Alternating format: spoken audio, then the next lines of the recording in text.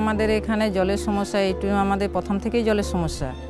তো জলের সমস্যার জন্য আমাদের যে একটাই মাত্র কল, দুটো পুকুর, এই দুটো পুকুরে জল থাকে না গ্রীষ্মকালে। এইবারে আমরা যে জলটা আনতে যাই সেখানে লাইন দিতে হয়। হ্যাঁ, লাইন দেওয়ার ফলে আমাদের দেরিও হয়ে যায়, কাজের ক্ষতিও হয়।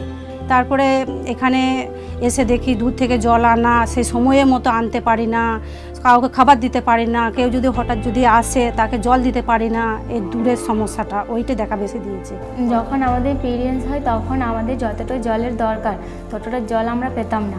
এছাড়াও চেঞ্জিং যখন মানে চেঞ্জ করতাম তখন আমাদেরকে বাথরুমে চেঞ্জ করা হতো, বা সেই জন্য আমাদেরকে অনেক সময় মানে অসুবিধায় পড়েছিলাম।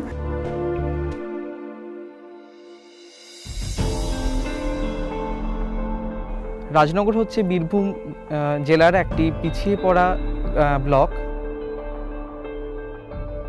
যেখানে এসটি, এসসি এবং মাইনরিটি কমিউনিটির বসবাস এখানে আমরা দেখতে পাই। আমরা এখানে বেসলাইন সার্ভে করি এবং সেখানে দেখা যায় যে আমাদের ওয়াটার, স্যানিটেশন, টয়লেট ব্লক এবং মেনস্ট্রুয়েশন হাইজিন ম্যানেজমেন্টের একটা খারাপ জায়গা আছে। মিনি পাইপ ওয়াটার স্কিম এমন একটি প্রকল্প যেখানে ট্যাঙ্ক তৈরি করে দিয়ে সেখানে রানিং ওয়াটার প্রত্যেকটি বাড়িতে বাড়িতে পৌঁছে দেওয়াই এটাই মূল উদ্দেশ্য। মিনি পাইপ ওয়াটার স্কিম যখন প্রজেক্টটা করি তখন আমরা পঞ্চায়েত, গ্রামবাসী এবং ওয়াটার ফর পিপলের সহমতে সেই কাজটা আমরা করে থাকি, এগিয়ে যাই। যখন আমরা কাজটা করতে এগোই সেই কাজটা দেখভালের জন্য একটি প্রশ্ন আসে, এই কাজটি কারা দেখভাল করবে। তার জন্য গ্রামবাসীদের মধ্যে থেকে আমরা জল ব্যবহারী কমিটি নামে একটি কমিটি তৈরি করি, যারা পরবর্তীতে এই কাজটা দেখভাল করতে থাকবে। আর একটা যেটা বিশেষ অসুবিধা আমাদের গার্লস স্কুলে, সেটা হচ্ছে মেয়েদের যখন মেনস্ট্রুয়েশন প্রবলেম হয় তখন কিন্তু মেয়েরা আসতে চায় না স্কুলে, কারণ ওদের কোনো ইনসিনেটরের ব্যবস্থা নেই, আর তাছাড়াও যে ওটা ইউজ করার জন্য প্রপার কোনো জায়গা ছিল না।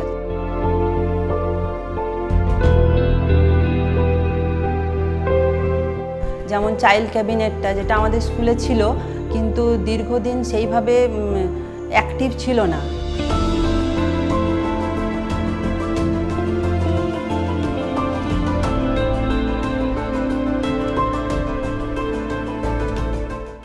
আমি এখানে আসার পর দেখেছি ওরা মেনলি আমাদের যে স্কুল এডুকেশনের স্কুলগুলো রয়েছে, প্রাইমারি স্কুল, হাই স্কুল, এগুলোতে প্রচুর কাজ করেছে। বিভিন্ন জায়গায় টয়লেটের রিপেয়ারিং, রেট্রোফিটিংয়ের কাজ করেছে।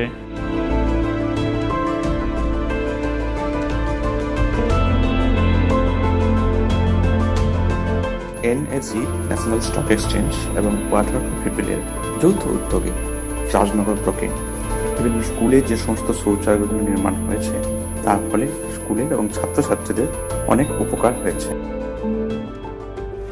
সুবিধা আমাদের আগে স্কুলে মানে চেঞ্জিং রুম ছিল না এবং ভেন্ডিং মেশিনও আগে ছিল না, সেই জন্য আমাদের স্কুলে অনেক কামাই হতো, 2 দিন 3 দিন ধরে আসতে হতো না। এবারে আমাদের এটা হওয়ার পর অনেক সুবিধা হয়েছে এবং আমরা প্রতিদিনই স্কুলে আসতে পারি।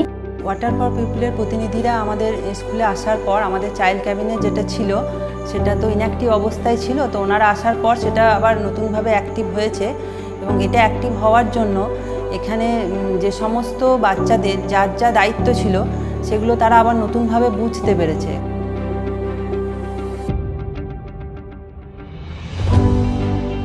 এখন আমরা বাইরে থেকে কেউ যদি আসে সেটা আমরা তাড়াতাড়ি করে তখনই আমরা জল দিতে পারি।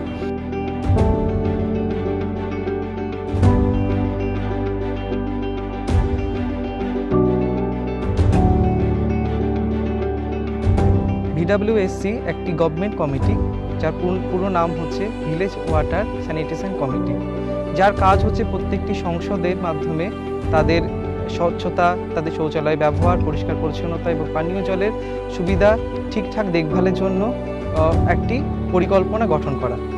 এনএসি ফাউন্ডেশনের আর্থিক সহযোগিতায় ওয়াটার ফর পিপল রাজনগর ব্লকের বিভিন্ন গ্রামের মানুষের কাছে পরিচ্ছন্ন পানীয় জল পৌঁছে তাদেরকে এক সুস্থ জীবন পেতে সাহায্য করেছে।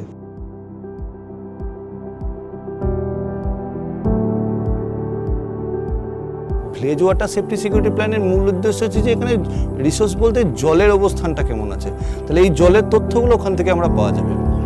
এখানে ভিডব্লিউএসএসপিতে তার মানে আমরা কি করলাম যে একটা রিসোর্স ম্যাপ, সোশ্যাল ম্যাপ এগুলো বানালাম এখানে একটা পরিস্থিতি জানতে পারলাম, তাহলে পরবর্তী ক্ষেত্রে ওয়াটার কনজারভেশন এবং সয়েল কনজারভেশনের উপর কী কী কাজ করা যেতে পারে সেই ধরনের একটা প্ল্যান রেডি করলাম।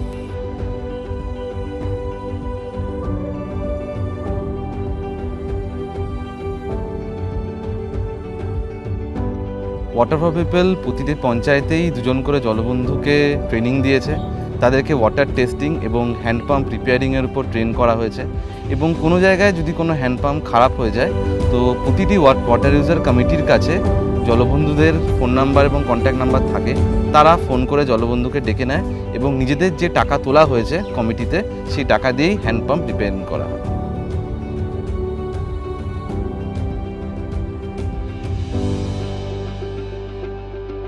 আমরা চাইছি যে বিসিসি টিমের মাধ্যমে লোকাল যারা আর্ট গ্রুপ আছে তাদেরকে দিয়ে আমরা যাতে গ্রামের মানুষকে ওয়াটার এবং স্যানিটেশন হাইজিন নিয়ে আমরা যাতে অ্যাওয়ারনেস করতে পারি, সেই জন্য আমরা বিসিসি টিম তৈরি করেছি।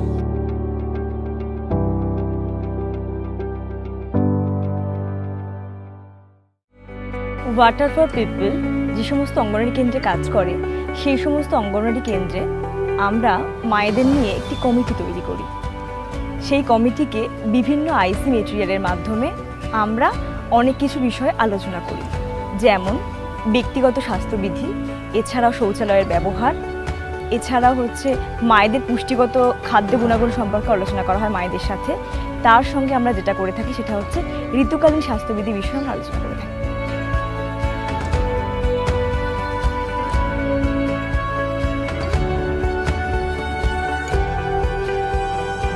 যেখানে খাবার জল, রান্নার জল বা স্নানের জল যেখানে স্বাচ্ছন্দ্য থাকে সেই পরিবেশে আমি থাকতে চাই, এটাই আমাদের জন্মগত অধিকার।